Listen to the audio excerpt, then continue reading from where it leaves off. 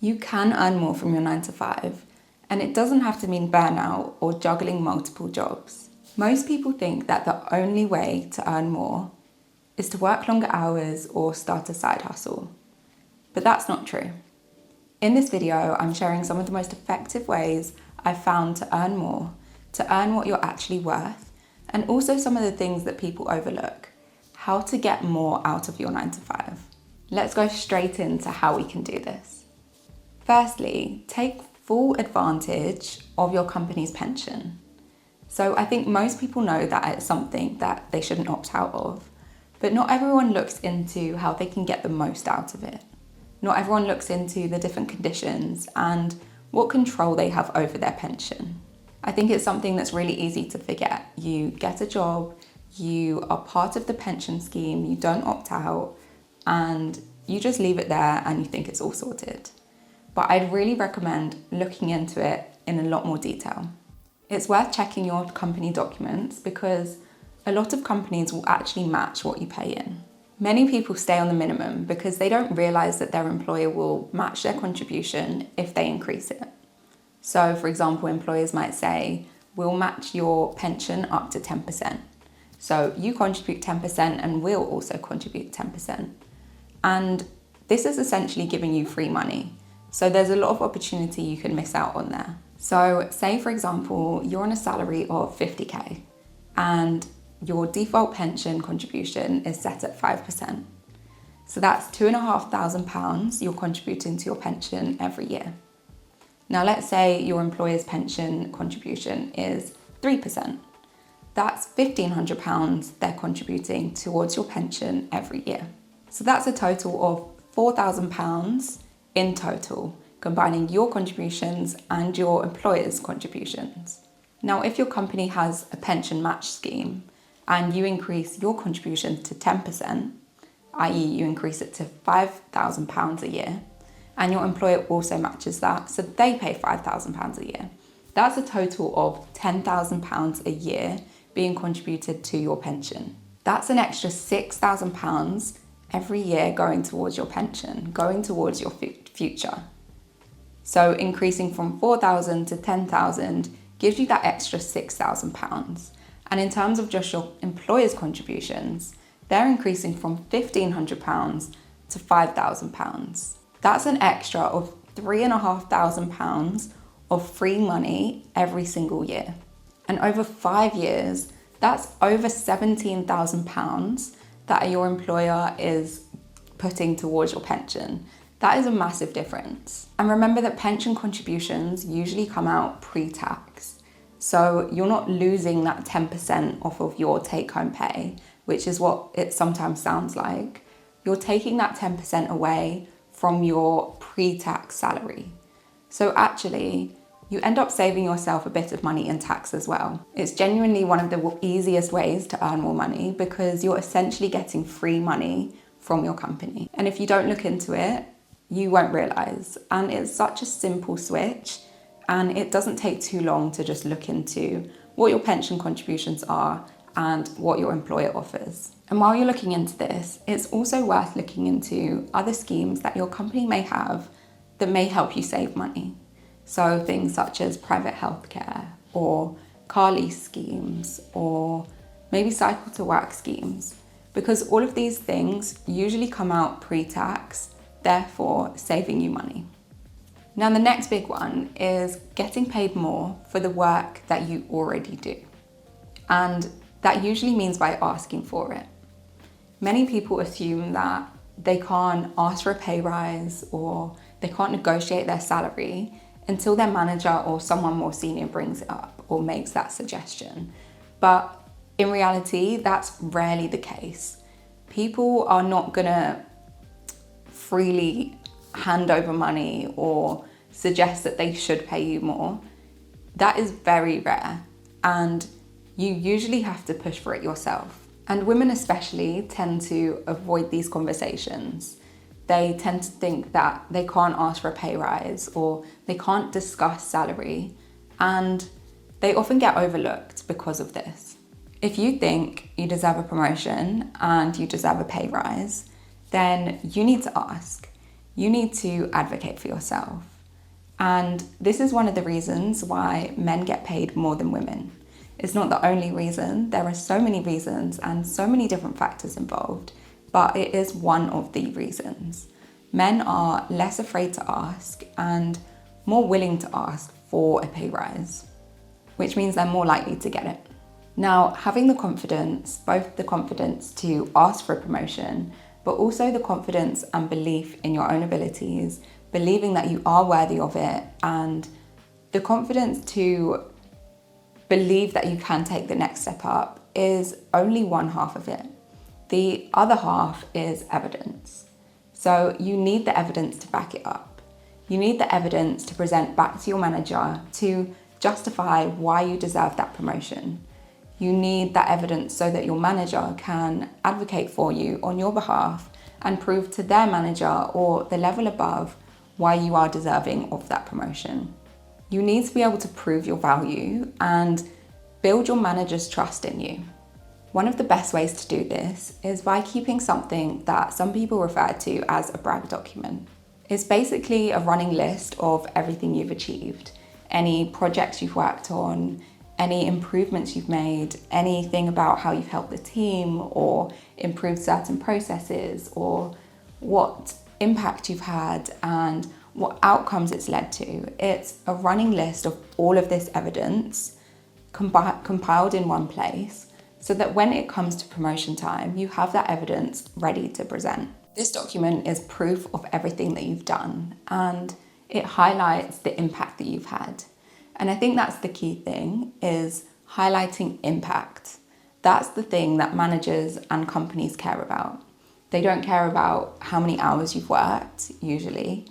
They don't care about how much work you've done. They care about the results. They care about what has led to improved sales or improved retention or improved whatever metric they want to measure on, whatever's important to that company.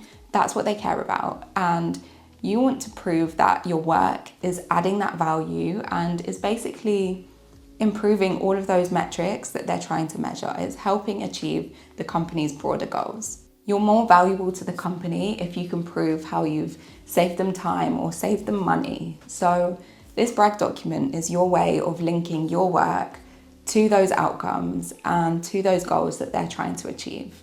If you want to go deeper into this, I have a separate video where I talk specifically about how to get promoted at work. So I'll leave the link to that below. But essentially, if you want to earn more from your work without adding loads of extra hours, it's just really about being strategic about how you present yourself and how you can get paid more for the work that you already do. Now, not everyone wants to hear this, but the reality is that the biggest pay increases usually come from moving companies. This article written by Indeed points out that although you might expect an automatic salary increase annually, it's not a legal requirement for employers to increase salaries unless your employer has written this into your contract. So if you're hoping to increase your salary, it may be more effective to switch jobs. Internal pay rises are typically capped, maybe at 3 to 5% or maybe higher if you're lucky. But switching companies, this is where you can expect much larger percentage increases, maybe 5, 10, 20, even 30% or higher in some cases.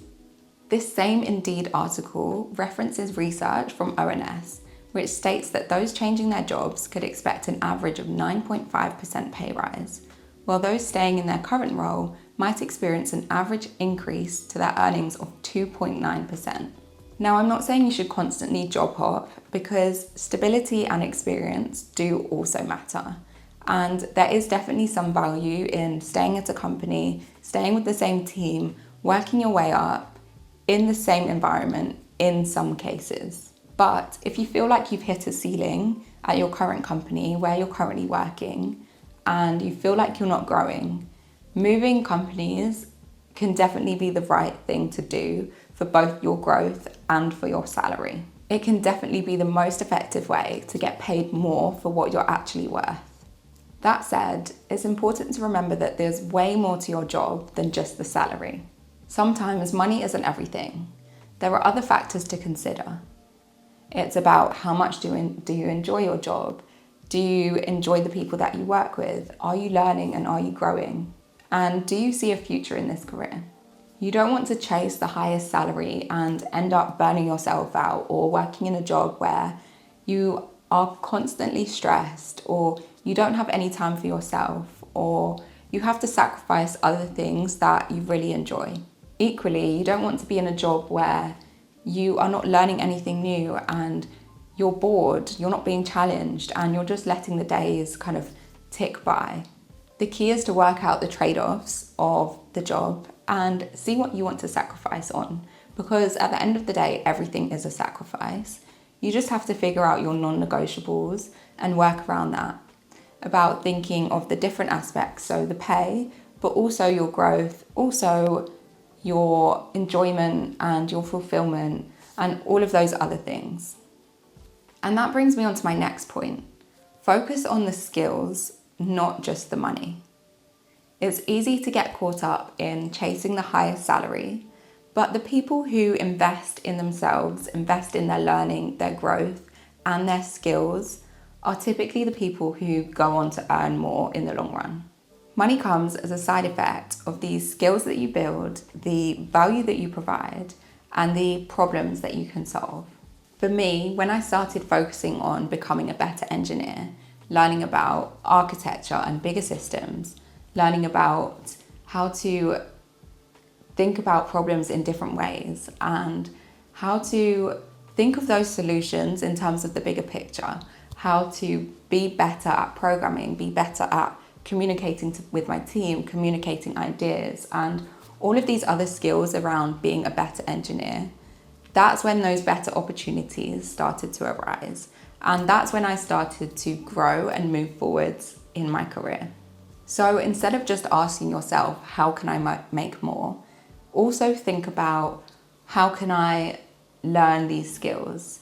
How can I be a better team member? How can I add more value?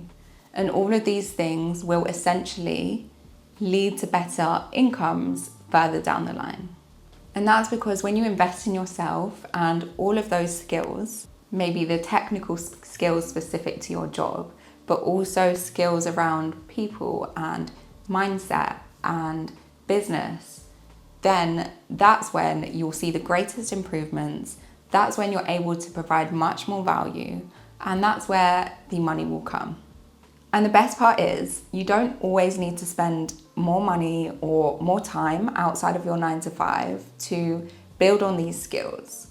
Think about how you can use your company and use your 9 to 5 to increase your knowledge, and how you can use your company resources to help yourself grow and work on your personal development. Most companies actually want their employees to be more capable. They want their colleagues to grow and improve, because that is going to help the business as well, and it is going to help retain people. So usually there is an incentive to get people learning more and get people growing.